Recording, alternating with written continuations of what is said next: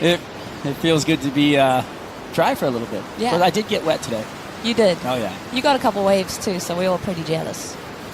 100%. Well, it's great to have you in the booth, Strider, and out of the little bit of wind factor that's starting to come through, still lots of sunshine and lots of waves on offer. As we see little line starting to come through, and a paddle from our surfer in white, Jack Freestone.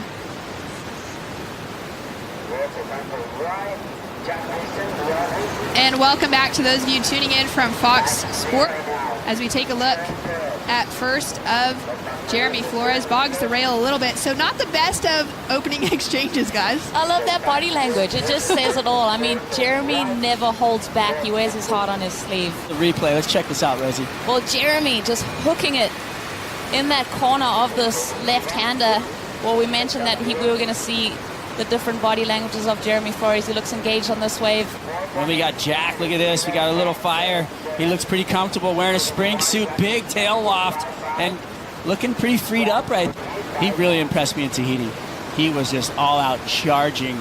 I'm sure you caught that, Shannon. I mean, that's some great work. And then he comes into this stuff and he gets busy. Yeah, finding a second wave now. Nice little start. Goes huge. Can he ride out of it? Unfortunately, just slips off the wax. Jack with that first score of that 5.5, that's a decent start to build from. Yeah, definitely. That's kind of that foundation. These guys are going to get a lot of reps, a lot of opportunities. And here he is up and riding once again, Jack Freestone.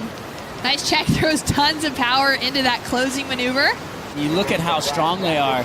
These guys train a lot, and their bodies are everything. And look at the way he just pushes on the tail, torques his upper body to throw the tail around, and then really brings it home with authority. So that's what we like to see. You can see him just pushing on that tail so hard, keeps his hips over the board to stabilize and comes out of it. I love it. Look, here's another powerhouse.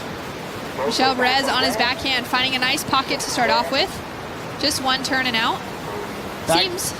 Back to Jack, just like his frame. He's such a big guy.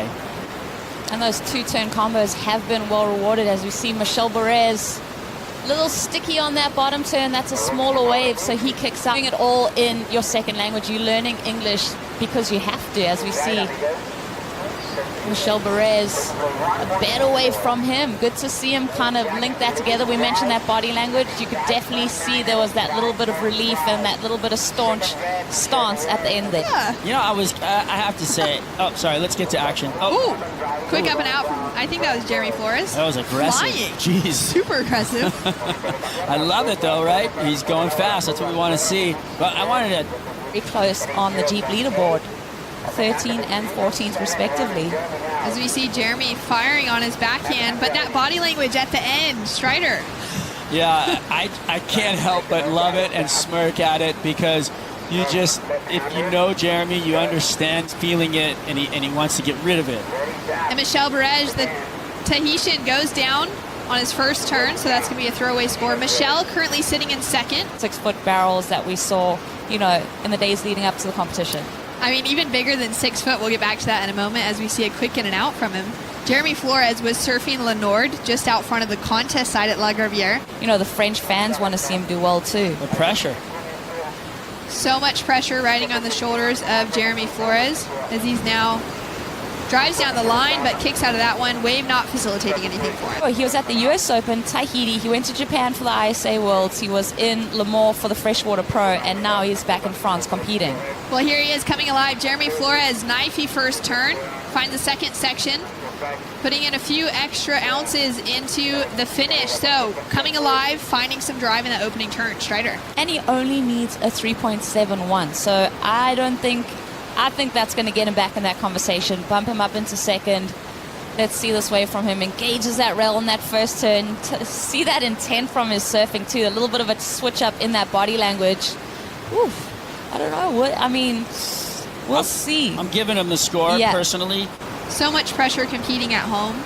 As we see Michel Bourez, nice big floater, drives into that turn, connecting through onto the inside, so smaller wave selection, but strings together a couple of great maneuver option, but simplifying their jobs and really just keeping it all about the surfing. Michel Bourez. grounded as possible and less to think about. Oh, Jack Freestone opening. And that's such an interesting point to what it takes to be a competitive surfer. It doesn't just take skills, but there's so many other factors that you have to be able to string together. As you see, Jack Freestone boost into the air, just goes flying into the flats. Within the communication from the tower. As we see Jack Freestone on his backhand, connects onto the inside.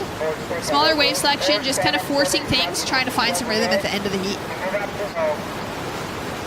This thing's winding down. Jack feeling pretty comfortable out in front. That second spot in jeopardy for both of those surfers. There haven't been any like really big scores between number 13 and 14.